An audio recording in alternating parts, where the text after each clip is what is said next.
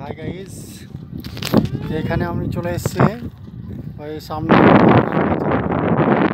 এখানে এত সুন্দর বাতাস বইছে, মনোরম পরিবেশ, চারিদিকে মাঠ মাঠ মাঠ আর মাঠ, মাঝখানে একটা রাস্তা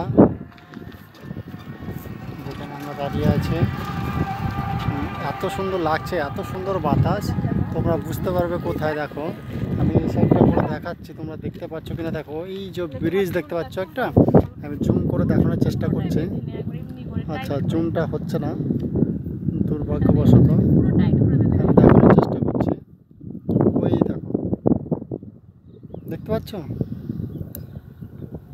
ওই দেখো ব্রিজটা, ঠিক আছে।